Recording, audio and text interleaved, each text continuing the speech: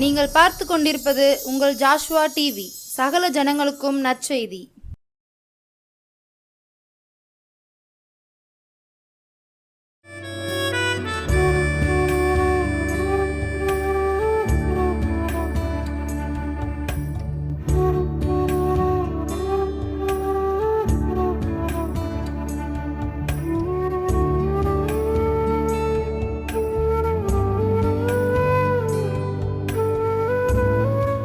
தேவனுடைய நாமம் மகிமைப்படுவதாக.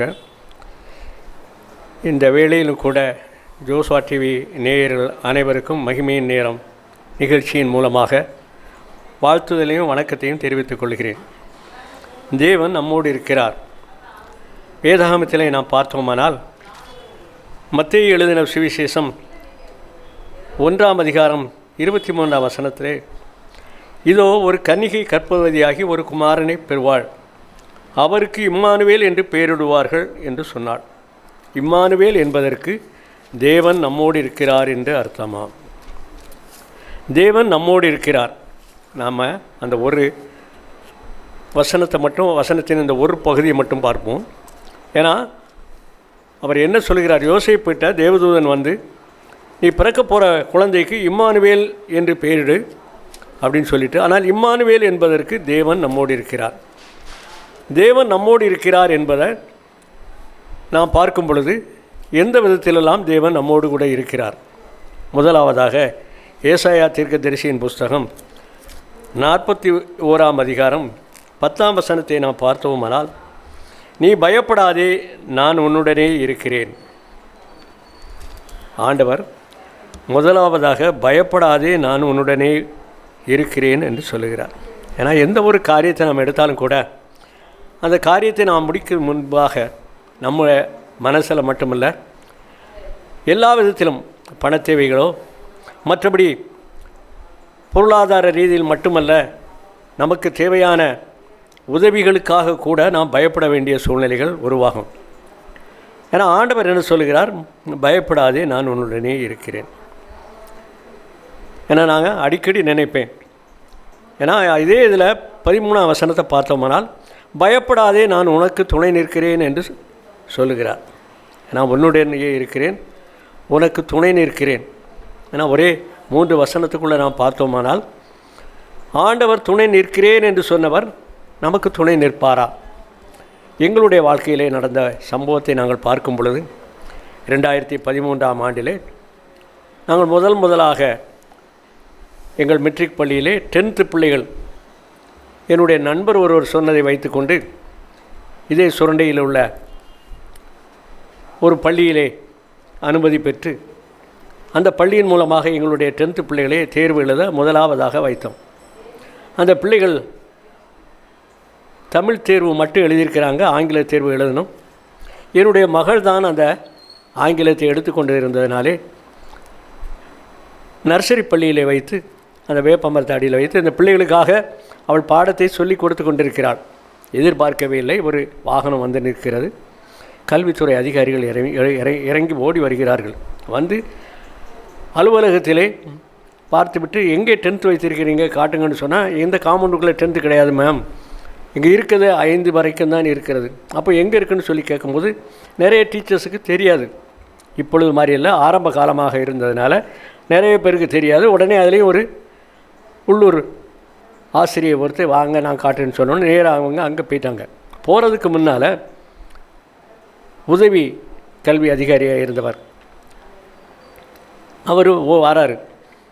வேகமாக வந்து பார்த்தா அந்த பெரிய பிள்ளைகளுக்கு என்ன படிச்சுக்கிட்டு இருக்கீங்கன்னு சொன்னால், நாங்கள் தமிழ் ஆங்கிலம் படித்து கொண்டு இருக்கிறோம்னு சொல்கிறாங்க. என்ன ஆங்கிலம் படிக்கிறீங்க? நாங்கள் தமிழ் பரீட்சை எழுதிட்டோம்ல. அந்த பிள்ளைகள் வெகுளியாக பதில் சொல்கிறார்கள். ஆனால் அவர் அதை விசனமாக எடுக்கிறார். உடனே ஓடி போய், மேடம் அங்கே பாருங்கள், 10th பிள்ளைகள் தமிழ் எழுதியாச்சு, ஆங்கிலம் எழுதுன்னு சொல்கிறாங்கன்ட்டு. ஆனால் இங்கேருந்து கடந்து மெட்ரிக்கு அவங்க போயிட்டாங்க. அங்கே போய் ஒவ்வொரு வகுப்புலேயும் அந்த துணை கல்வி அதிகாரி என்ன செய்யிட்டார்னா, அடுத்த வருஷம் இந்த ஸ்கூல் நடக்காது, இந்த ஸ்கூலை க்ளோஸ் பண்ணிடுவோம், நீங்கள் எல்லோரும் அருகில் உள்ள பள்ளியில் போய் சேருங்க, இந்த பள்ளி நடக்காது என்று ஒவ்வொரு வகுப்பாக சொல்லிவிட்டு சென்று விட்டார். ஆனால் அது எங்களுடைய கிராமத்திலே பேசப்பட்டு, எனக்கு நெருங்கிய நண்பர்கள் அநேகர் வந்து என்கிட்ட கேட்பாங்க, தம்பி ஏன்னா இப்படி கேள்விப்படுறேன் உண்மையானு. ஆமாம் உண்மைதான். என்ன இவ்வளோ அசால்ட்டாக சொல்கிறீங்க, எப்படி நீங்கள் எப்படி இருக்கீங்க? நான் நிச்சயமாக அவங்க சொல்கிறது பொய்யா இருக்கும், நீங்கள் இந்த அளவுக்கு விட்டுருக்க மாட்டீங்கன்னு நான் நம்புனேன். ஆனால் நீங்கள் உண்மைன்னு சொல்கிறீங்களே. ஆமாண்ணாச்சு, நான் இதை எதிர்பார்க்கலான்ட்டு. ஆனால் அவங்க வந்தது மே மாதம் வகுப்பில் சொல்லிவிட்டு போயிட்டாங்க.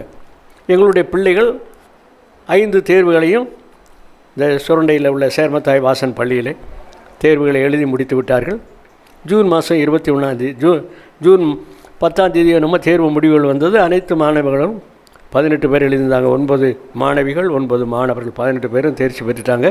என்னுடைய மனைவி 21 பள்ளிக்கான சான்றிதழ் வாங்குவதற்காகவும் டிசி வாங்குவதற்காகவும் அந்த பள்ளிக்கு சென்றிருக்கிறாள்.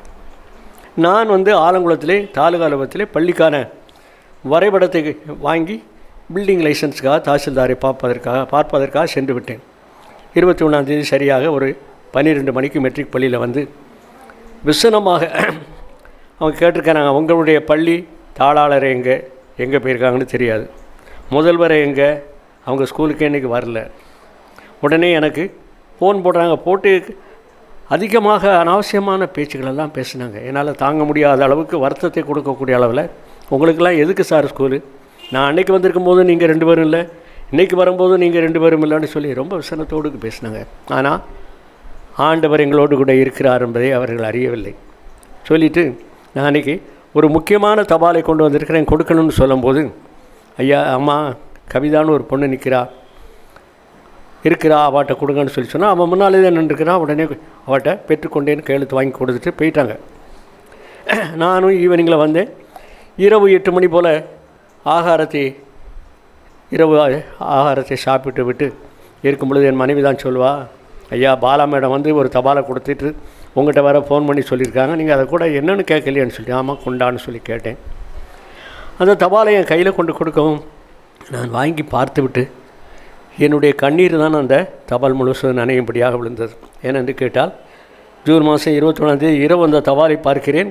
30 பள்ளியை மூடிவிட்டு பள்ளியில் படிக்கிற பிள்ளைகள் எல்லாவற்றையும் வெளியில் அனுப்பிவிட்டோம் என்று சொல்லி திருநெல்வேலி மாவட்ட கல்வி அதிகாரிக்கும், அதாவது மெட்ரிகுலேஷன் ஆஃபீஸில் திருநெல்வேலியில் உள்ள ஆஃபீஸுக்கும் டைரக்டர் ஆஃபீஸுக்கும் தபால் கொடுக்கணும்னு சொல்லி அந்த தபாலிலே குறிப்பிடப்பட்டிருந்தது. எனக்கு ஒன்றுமே ஓடவில்லை. ஏன்னா 21 முடிஞ்சாச்சு, 30 இன்னும் 9 நாட்கள் தான் இருக்குது.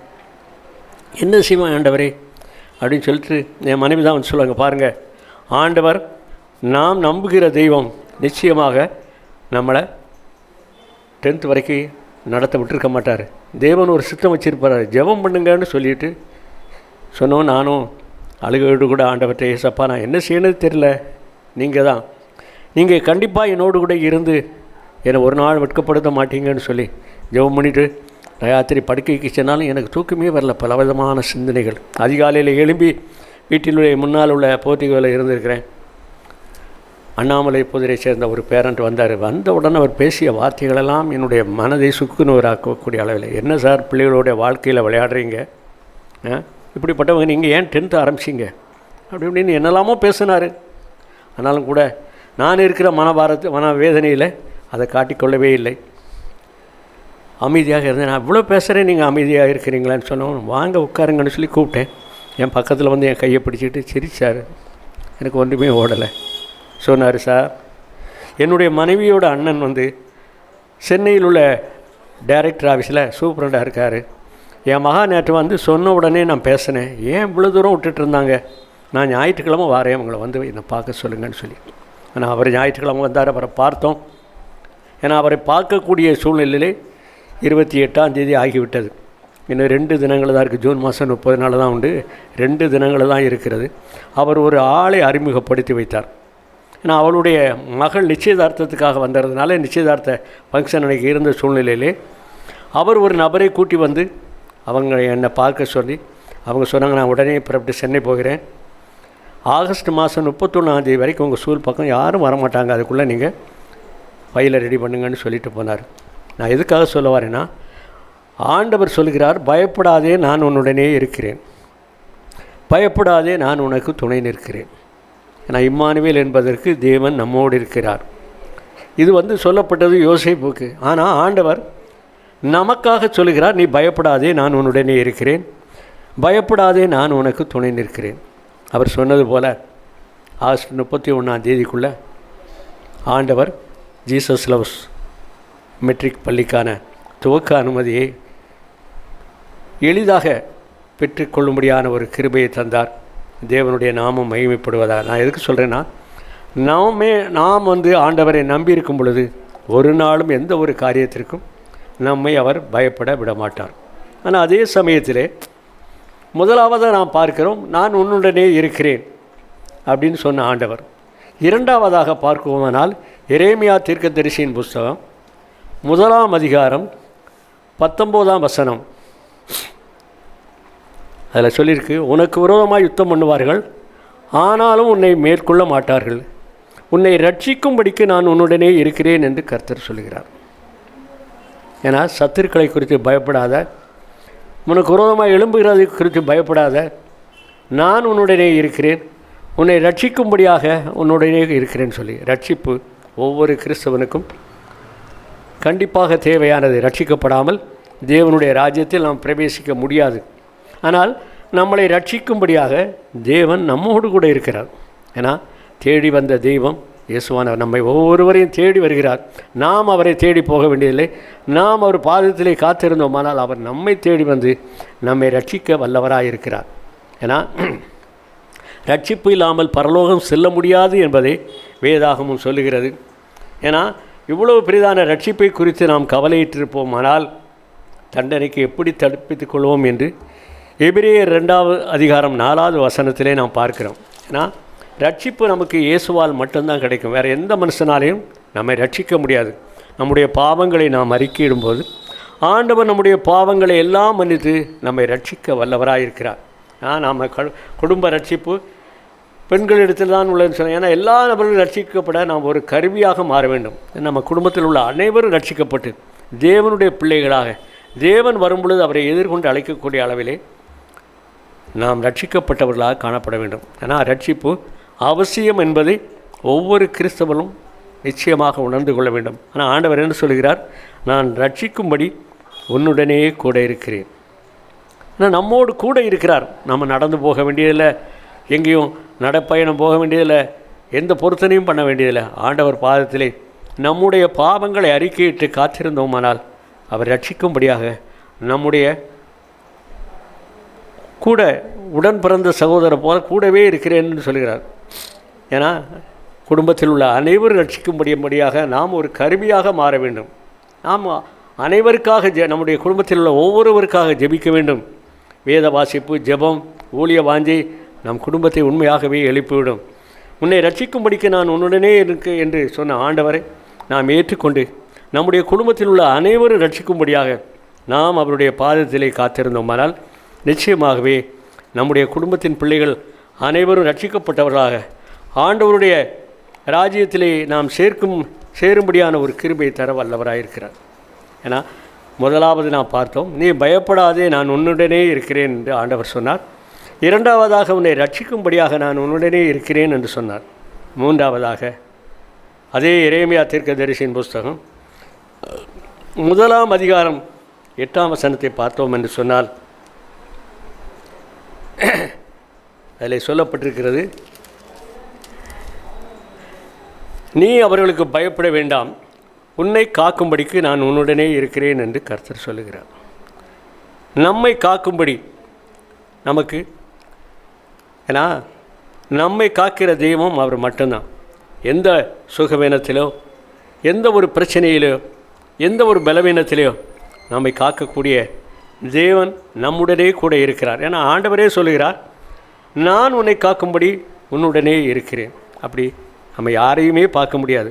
நமக்கு விரோதமாக எத்தனை பேர் எழுப்பினாலும் கூட ஆண்டவர் நம்மை பாதுகாக்க வல்லவராக இருக்கிறார். என்ன பார்த்தோம்னா எங்கள் ஸ்கூல் பில்டிங் கட்டும்போது எத்தனையோ பிரச்சனைகள், காம்பவுண்டு சுவரை கட்டக்கூடாதுன்னு சொல்லிட்டு தடங்கல் பண்ணி பிரச்சனையாகி போலீஸ் ஸ்டேஷன் வரைக்கும் போய் அதுலேயும் மனவேதனையோடு கூட நாங்கள் இருக்கக்கூடிய சமயத்திலே ஆண்டவர் எங்களுக்கு துணை நிற்கிறார் என்பதை அவர்கள் அறியவில்லை. ஏனென்று கேட்டால் அவர்களே பணம் கட்டி, சர்வேருக்கு பணம் கட்டி சர்வேரே வரக்கூடிய சூழ்நிலை சொல்லும் பொழுது காவல்துறையிலிருந்து 2 பேர் வந்திருந்தாங்க. அளக்க சொல்லி பார்க்கும் பொழுது நாங்கள் எந்த அளவுக்கு பில்டிங்கை காம்பவுண்டு சுவரை போட்டிருந்தோமோ அந்த அளவுக்கு சரியாக போட்டிருக்கிறோம்னு சொல்லி அனைவரும் வெட்கப்பட்டு போகும்படியாக, ஏன்னா நான் உன்னை காக்கும்படி உன்னுடனே கூட இருக்கிறேன் என்று சொன்ன ஆண்டவர். ஏன்னா ஜீசஸ் லவ்ஸ், இயேசு நேசிக்கிறார் என்ற பெயரில் இயேசுவானவர் நடத்தக்கூடிய ஒரு பள்ளியை எங்கள் கையிலே கொடுத்திருக்கிறார். அப்படிப்பட்ட சூழ்நிலையிலே எங்களை காக்கும்படியாக எங்களுடனே கூட இருக்கிற ஆண்டவர் உங்களையும் காப்பார், உங்களுடனே கூட இருப்பார். உங்கள் ஒவ்வொருவருக்கும் தேவையான அனைத்தையும் செய்ய வல்லவராயிருக்கிறார். அதற்கு நீங்கள் என்ன செய்யணும்? முதலாவதாக உங்கள் பாவங்களை எல்லாம் அறிக்கையிட வேண்டும். பாவங்களை விட்டு மனம் திரும்ப வேண்டும். வேதாகமத்தை எடுத்து வாசிக்க வேண்டும். ஜெபம் பண்ண வேண்டும். ஏன்னா வேதாகமத்தில் நாம் பார்க்கிறோம், தானியேல் 3 வேளையும் ஜெபம் பண்ணினான் என்று.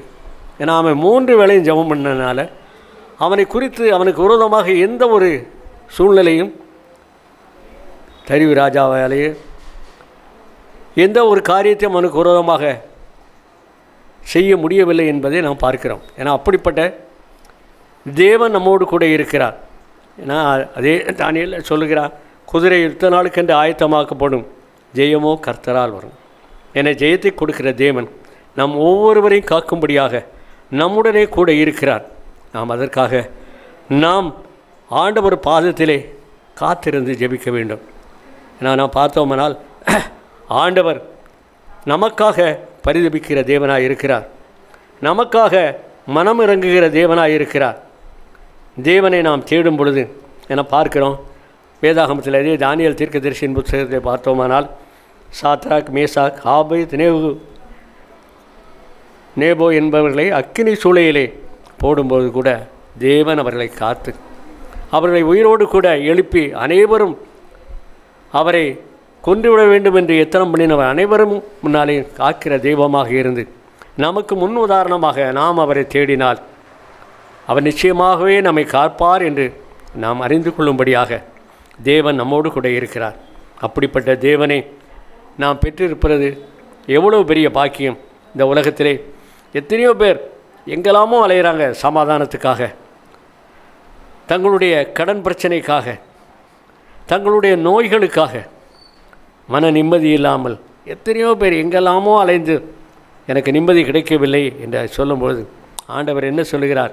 உன்னை காக்கும்படி நான் உன்னுடனே இருக்கிறேன், உன்னை ரட்சிக்கும்படி நான் உன்னுடனே இருக்கிறேன், நீ பயப்படாதே, நான் உன்னுடனே கூட இருக்கிறேன் என்று சொல்லி ஆண்டவர் நம் ஒவ்வொருவரையும் மனமகிழ்ச்சியோடு கூட வழி நடத்துகிறார்.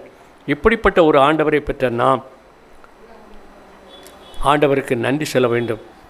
தேவன் இந்த நிகழ்ச்சியை பார்த்து கொண்டிருக்கிற உங்கள் ஒவ்வொருவரையும் ஆசீர்வதிக்கும்படியாக, உங்களை காக்கும்படி உங்களுடனே கூட இருக்கிறேன் என்று சொன்ன கர்த்தர் உங்கள் ஒவ்வொருவருக்காக பரிதவிக்கிறவராயிருக்கிறார். உங்கள் ஒவ்வொருவருக்காக மனம் இறங்குகிறவராயிருக்கிறார். உங்கள் ஒவ்வொருவருக்காக நான் உனக்கு போதித்து நீ நடக்க வேண்டிய வழியை உனக்கு காட்டுவேன், உண்மையிலே என் கண்ணை வைத்து உனக்கு ஆலோசனை சொல்லுவேன் என்று ஆண்டவர் ஆலோசனை சொல்லி நம்மளை வழிநடத்துகிற வல்லமையுள்ள தேவனை நாம் பெற்றிருக்கிறார். பாக்கியம் இந்த உலகத்தில் யாருக்குமே கிடைத்ததில்லை. அப்படிப்பட்ட ஆண்டவரை நாம் நன்றியோடு கூட இந்த நேரத்தில் நினைப்போம். தேவனுடைய நாமம் மகிமைப்படும்படியாக ஒவ்வொரு நாளும் நாம் ஆண்டவர் பாதத்திலே காத்திருந்து வேதாகமத்தை வாசித்து தியானித்து ஜெபித்து இந்த விதமான ஆசீர்வாதங்களை பெற்றுக்கொள்வோம். தேவன் பெரிய காரியங்களை செய்வார். இந்த மகிமையின் நேரம் நிகழ்ச்சியை பார்க்கிற உங்கள் ஒவ்வொருவரையும் ஆண்டவர் பயப்படாதே, நான் உன்னுடனே கூட இருக்கிறேன் என்று சொல்லி உங்கள் ஒவ்வொருவரையும் ஆசீர்வதிக்க வல்லவராக இருக்கிறார். அப்படிப்பட்ட தேவனை பெற்ற நாம் ஒவ்வொருவரும் அவருக்கு நன்றி செலுத்த, அவருக்கு துதி சோஸ்திரங்களை ஏறெடுக்க கடமைப்பட்டிருக்கிறோம்.